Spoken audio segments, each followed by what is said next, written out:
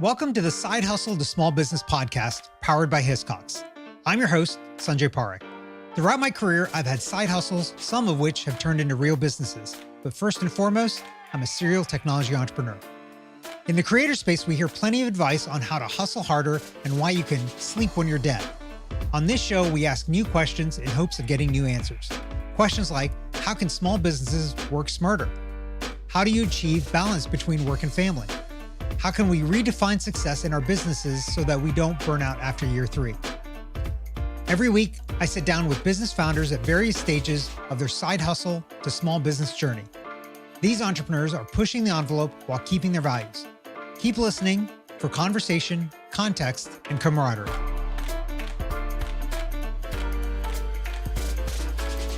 Leslie Zinn is the co-founder and CEO of Arden's Garden, a cold-pressed juice, smoothie, and vegan food company on a mission to cultivate an oasis of health and wellness. Arden's Garden started in Leslie's mother, Arden, her kitchen in the early 1990s.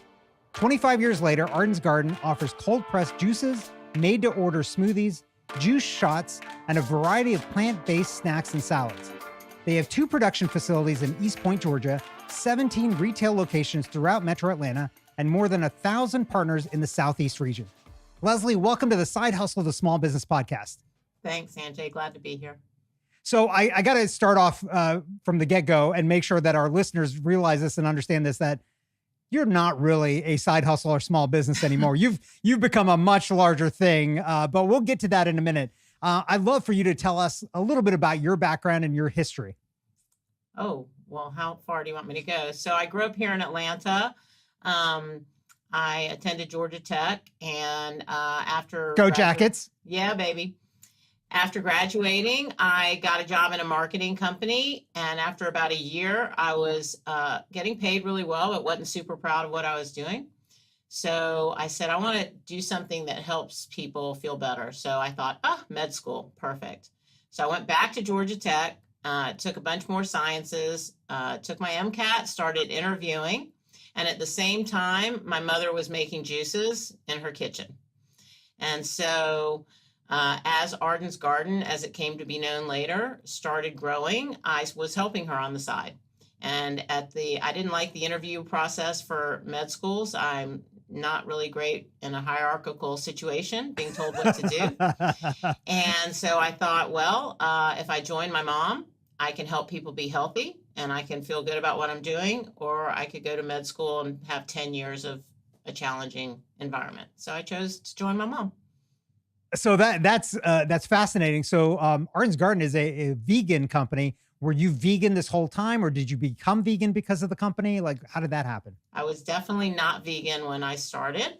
I switched to we prefer to call it plant-based because vegan can be like Oreos are vegan, so we don't really espouse consumption of, things that make you unhealthy. But I became vegan in 2011, but it's been a journey for me.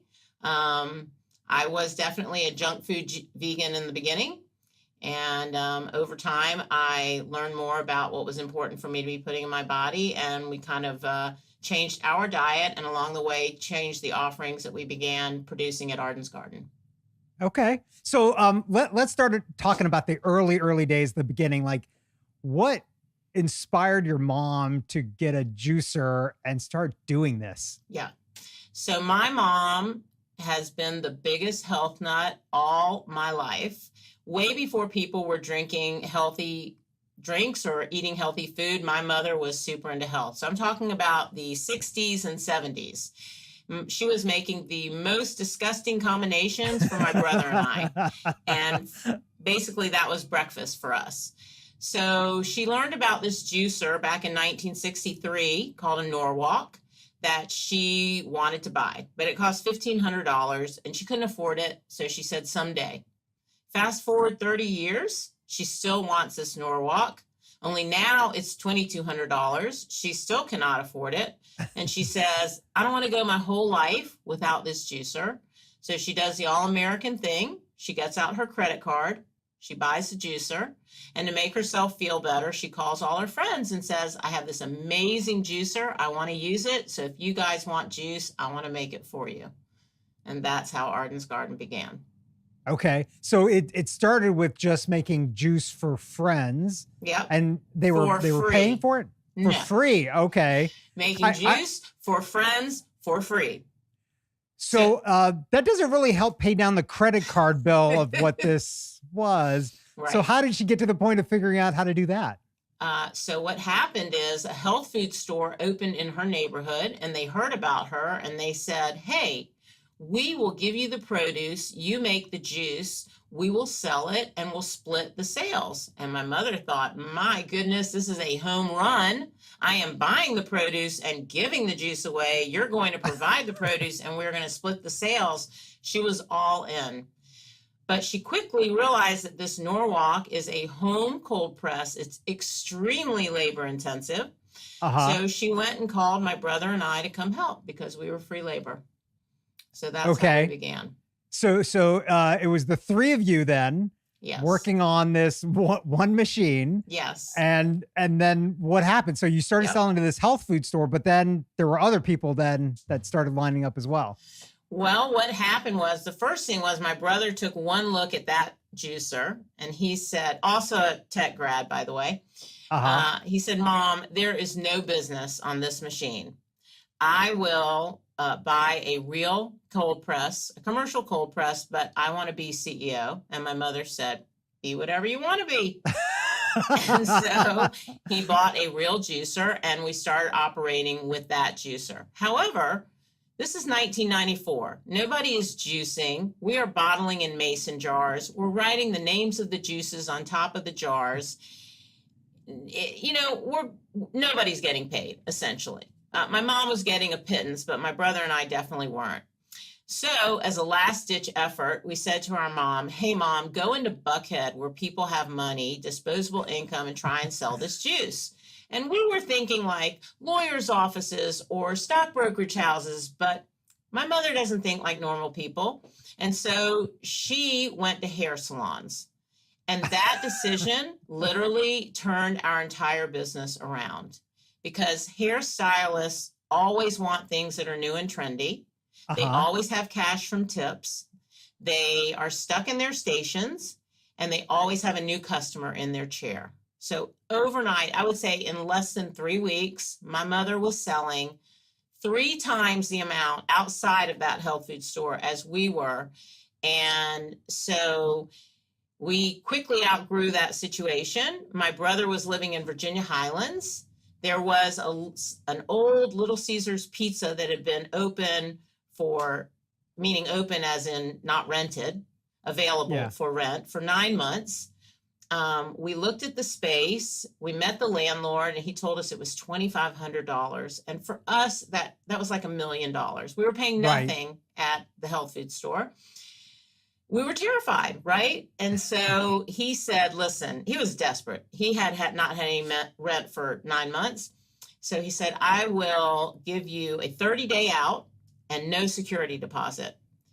And 27 years later, we have the same lease. We have the same location. I mean, we've grown, but that's where we started. We moved all of our machinery into a retail space. I do not recommend that. You don't have floor drains and ways to wash things down. But we were in that space. And so we had 3 guys going to 4 locations, like we had 4 routes of hair salons that my mom and these 3 guys were going to. And one day we said, hey, let's go to the Kroger down at Ansley Mall and see if they want to buy this juice. And so we got in the car, we drove down to that Kroger, we asked for the manager. It was a guy named Russ Ross. And he came out and saw us and we said, hey, we're making juice down the street. Would you be willing to sell it here? And at the time, Kroger was super decentralized. And he said, well, let me see your operation. And he literally walked out into the parking lot, got in his car, followed us down the street to our location, saw us juicing there. And he said, if you give me a cooler, I'll put it in my store. And overnight, literally, that store was the #1 Kroger in Atlanta in 1995. And we began producing juice 24 hours a day, 7 days a week out of our retail location on Monroe Drive. So, okay, I gotta ask because I think the statute of limitations is expired on this. Uh, were you like actually complying with all the health stuff, Oh, especially when you yes. were doing the mason jars, Oh, no, the and mason everything? jars. Okay, No, by the time we moved to Monroe, though, we had moved on to everything was Department of Ag certified. okay, Yes, yes. but before that, it was Well, we were only maybe skirting the selling in the line. beginning in that health food store. Okay, So it was a little more lax, it you was know. more on them than Yeah, on you guys. yeah, Okay. yeah. So, is this Kroger? Do they still They stock do. Arden's Garden? They do. Do they? Okay, and you Yes, still have that original, the first storefront we is still a do. part of. So what Wow, that's happened is amazing. by 1996, we absolutely had to find a production facility because you Uh-huh. cannot juice and it's just too hard. Yeah. So, but by the time we moved out of that store, we had enough people in the neighborhood that were jazzed about seeing a bunch of numbnuts running around juicing that they would come and get their juice from the store. So we never had any intention of having retail stores. It just was an organic development. So we kept the store because we were selling quite a bit of product. And that decision was incredible for our growth because it kept us really close to our customers. Uh-huh. And we've seen trends before they've become trends. We get direct feedback. Like when people make smoothies to order and they ask for certain things over and over, like this is something that people are really wanting. So it's been almost like a laboratory with direct feedback right away. So it's been great. So you've got now, I think we said 17 locations. Is that the right number? We're at So 16 right now. We're opening one more. okay. So that's a little bit hard to kind of manage. It's not like you can get to all 17 in the same day. So how do you Right. get all that feedback that's coming back from all those places to find out the new stuff that's happening? It's aggregated. I mean, we have manager meetings, but we are continuing. So what will happen? Let's say we come up with a new juice, okay? We Uh-huh. put it in our retail stores and we will know whether it's a hit or it's not a hit very Okay. quickly. We don't have to do a whole lot of market research and testing. We can, and also reverse, when people start asking for things, like what is it that the customers are asking for that we are not providing? And then it goes in reverse. So let's say Right. celery juice, right? We were Yeah. making celery juice since the beginning, but we weren't making it by itself. We made it with cucumber, spinach, and kale. So then all of a sudden people wanted just celery juice, right? So then it went in reverse. Okay. It's super interesting. And man, I had so much questions about that, but I want to step back a little bit. So, okay. So the company starts, it's you, your brother and your mom, you start growing. At what point, like at some point in here, you start getting paid, your brother starts getting paid, you're actually full-time employees. Now you're the CEO as well. Yeah. Your brother is not involved in the business anymore? He is not. He left in 1999. Okay, so he was with the company, and then you decided like, yeah, I'm gonna stay on and kind of be full-time here. And like, what was your decision at that point of like, you've really only worked for a year for anybody else. Like your entire career basically has been working for yourself or Right. working in the family, right? Right. And like, how did you think about that? And like, has it ever kind of come across to you of like, man, should I do something else, do something differently? Or is this really, this is it? This is Never. It. Never. When you're in the right situation, yeah, you know it. I mean, I have never not liked coming to work. Not everything. I don't want to say everything. I don't love managing people, but I love the health industry. I absolutely adore having an impact on my community. I love it that we have retail stores where I see the customers. In our old plant, my office was literally right off the store. I could hear every single person that came in, and the stories that you hear and the transformations that happen and people that go on a health journey, it's just incredible. So all the things that I was missing in that 1-year job of having an impact on people's lives, I found here, and I get to And it's just such a passion of mine. I mean, I always looked at my mom cross-eyed. I thought she was like really healthy. I mean, she was really crazed with it. And I have become her. I have absolutely become her. And, you know, the things that I see how hard it is to be healthy in today's environment, it's tough. Yeah, You know, it we is. are just surrounded by white processed foods. Yeah. So my goal is to make it convenient for people to be healthy. Yeah. And that's, So yeah. Go ahead. yeah. So it kind of, you know, in this journey, when did you think about, or did you think about and realize like, yeah, we made it, like, or we're going to make, like, there's not a worry anymore. When you had that first retail location and spending $2,500 a month, you were like, I don't know if this is going to work. Right. Right. At what point did you realize, or did your mom realize, or your brother, like all three of you together realize like, yeah, we're going to be okay? Was there like an amount of revenue, or was it like the feedback that you were getting, or the amount of people that you were employing? Like what was it that kind of made you think that this is no longer a side hustle, that this is a business and we're going to be fine? Well, or do you not think that, or do you still not think that you're going to be fine? Like, well, if you had spoken to me 6 weeks ago, I would have given you a different answer. I would say in 2014, juice became the it thing.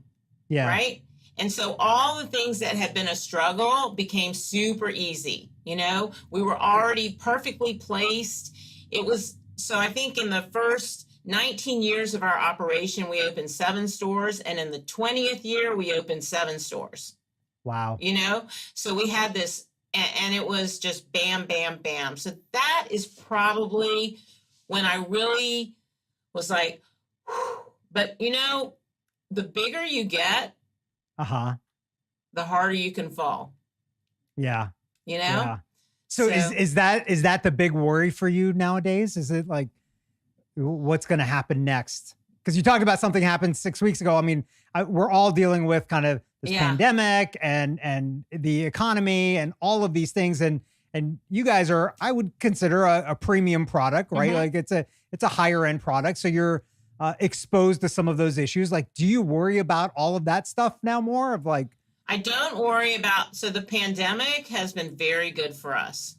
Okay. And actually, like when the 2008 recession took place, it was very good for us because when people have less money, they tend to advocate more for themselves in terms of health. Okay. So it's a lot less expensive to buy a $4 juice than it is to pay for a $100,000 heart attack. That's definitely true. Yeah. So people start becoming very invested, especially the pandemic we saw a huge amount of demand, huge. So we grew a lot, you know? Yeah. And as you grow, you're trying to ramp up. And, you know, I would say the scariest part right now are, well, 2 things. Everyone says the same thing, but I'm going to reiterate. It's supply chain and employees. Although I see a little bit of easing in the employees. It seems a little bit better.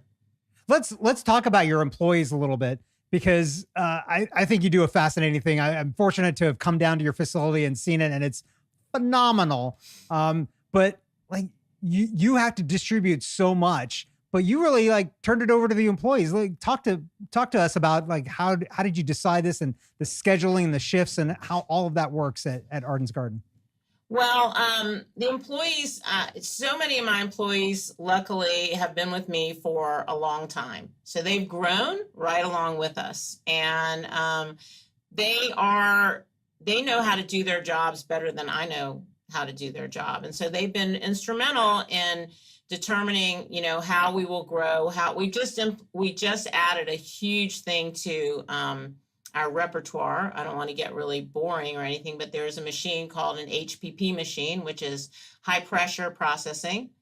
And it's a new technology probably in the last 10 to 15 years, but where you can use pressure to kill bacteria. And it was something that we were using a third party for the last 3 years, and we just brought it in-house. So it's just going to be enormous for us. So we are in the process of having our team decide, how we are going to staff it, how we're going to schedule it, add it to the entire production process. So it's definitely been a team effort. Yeah. And remind me, I think this is correct, but your folks work on isn't it a 4-day week? Well, in a good week, they work 4 days, 10 hours. 4 days, 10 hours. Yes. Yeah. When we are very busy, they are working more. So It's been up and down in this. Lately we try to keep it to 4 days. Yep. That's what they wanted. When we moved to the second plant, they wanted to work longer shifts, shorter days. And we were like, no problem. So that is our schedule. And you feel like that has added, I think we talked about this before, but you feel like that has added employee satisfaction and, for sure. and help with your churn and all of those things. Definitely. Yeah. Mm-hmm. Yeah. I mean, obviously you're in a business that remote work isn't a thing. No. Because you can't run the machines from home. So you got to be there. And so this might be the closest thing that you could get to that and let people have more of their lives back. Definitely. Is there anything else that you all do as a health company? Is there anything else that you all do to think about employee health and satisfaction? Yeah. So we make a product. It's one of our most popular products called the Grand Slam. So it's a shot of wheatgrass, ginger, lemon, and cranberry. Every employee gets a free Grand Slam every shift that they work.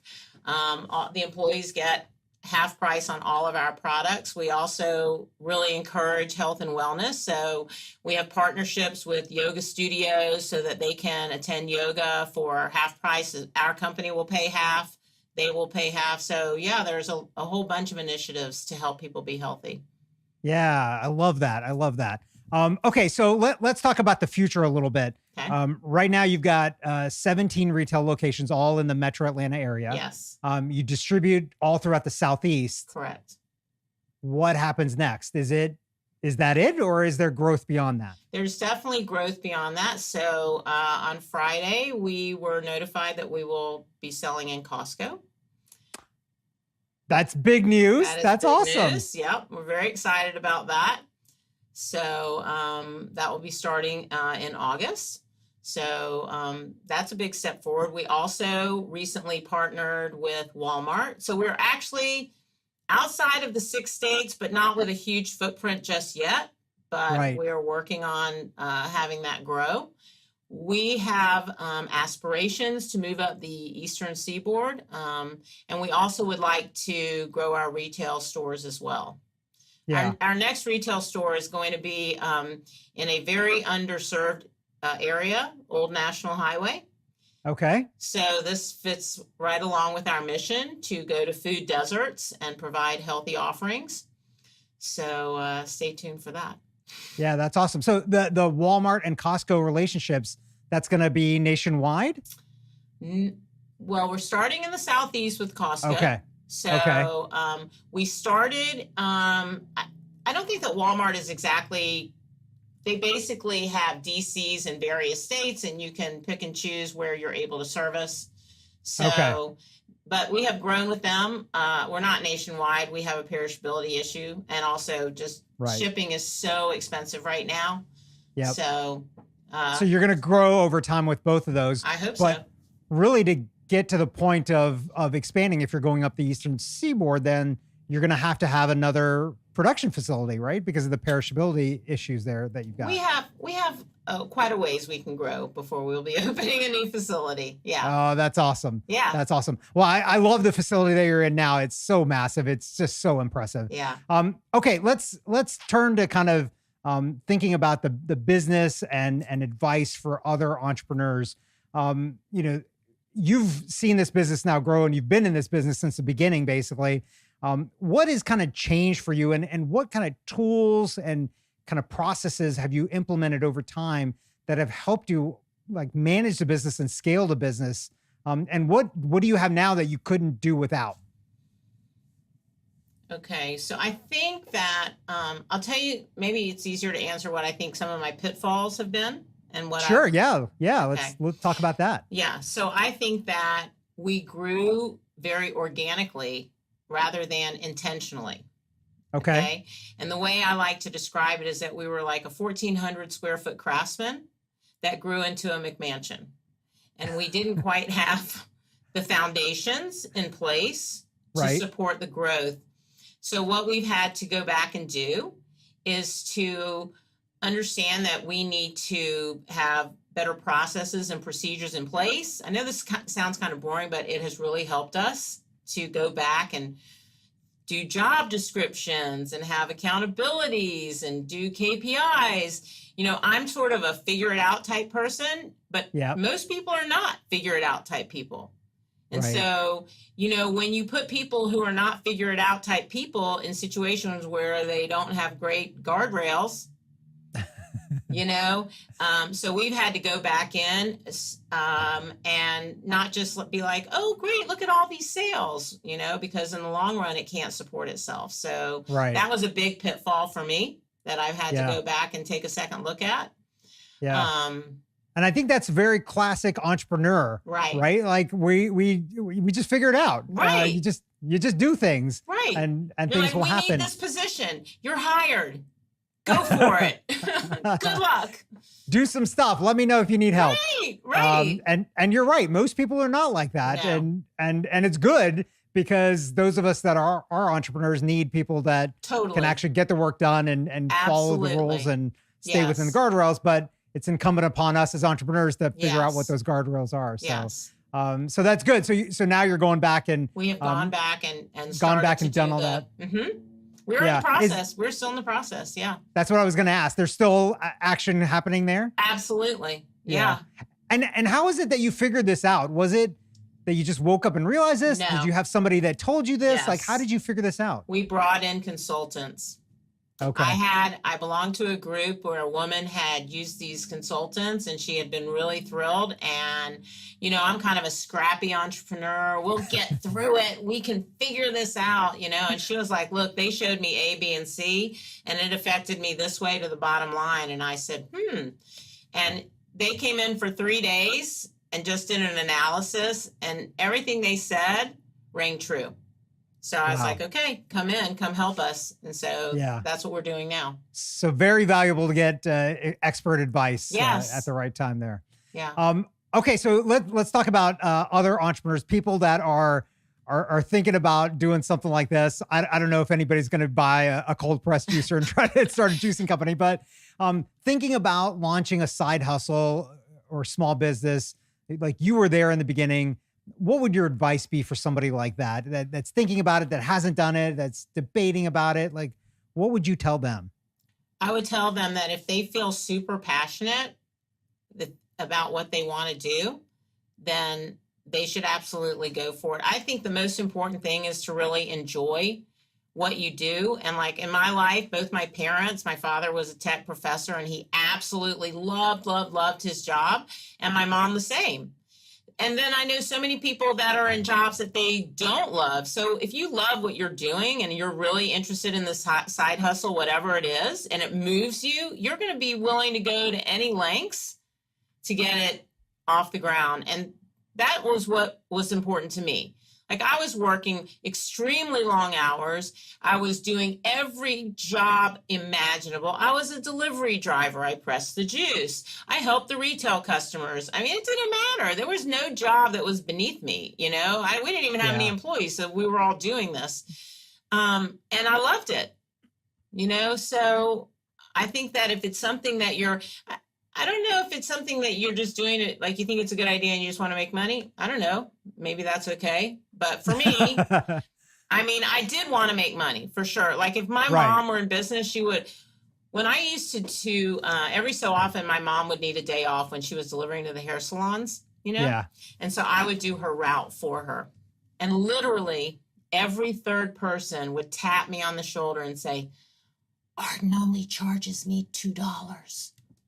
And I would come back from this route and I would have like smoke coming out of my ears, you know, I would be so mad and I would say, Mom, we cannot sell this juice for $2. And she'd say, but Leslie, they can't afford it otherwise. And I'd be like, we can't afford it, you know? So for her, the whole thing that motivated her was wellness. That was it, you know? For me, it's wellness, but it's also profitability. You know, so it is to be a sustainable company. and be able to continue on. Yeah. Okay. Last question for you, because, you've now been in this business for so many years, and I imagine that it's so easy to blur the line between work and life, and how this kind of blends into family life and everything. Like, how do you manage keeping these things separate, or do you manage to keep them separate, or it doesn't matter? Like, how do you think about those things? So I actually think that my life has blurred into my work. Okay. Versus the other way around that people talk about. Okay. So, and I'll explain. So I was your normal person, right? I was athletic. I ate whatever I wanted and, whatever. And then over time, I started improving my diet for a number of reasons. Like, I watched the movie Forks Over Knives and I was like, okay, we're not going to eat this. And then, I had a child that super struggled with weight. And so she went to a place that was very, very focused on plant-based. And so I took her out there. I spent 5 days. Like, I was already plant-based for many, many years. But I learned at that place that it wasn't important what I didn't eat. Like, I'm not going to eat meat and dairy, but what was more important, what I did eat. So like greens and beans and berries and things that were high nutrient dense. So then all this education and changes infiltrated work, right? So we were just fresh juices and smoothies. And I was like, you cannot live by juice alone, Yeah. I'm struggling to have healthy food. How do we make this easier for other people? So the product expansions at Arden's Garden have become because of what you've experienced in life. Absolutely. Okay. So that's what we can expect to see then, I guess, in the future as well. More expansions into to more and more things. You will see more food, more offerings, more ways to make it easy to be healthy. Not vegan, awesome. Healthy. Love it. Leslie, this has been phenomenal. I'm so excited for you. I'm so excited for the company. This has been just absolutely great. Thank you very much for being on the podcast. My pleasure. Thanks for having me. Thank you for listening to this week's episode of the Side Hustle to Small Business podcast, powered by Hiscox.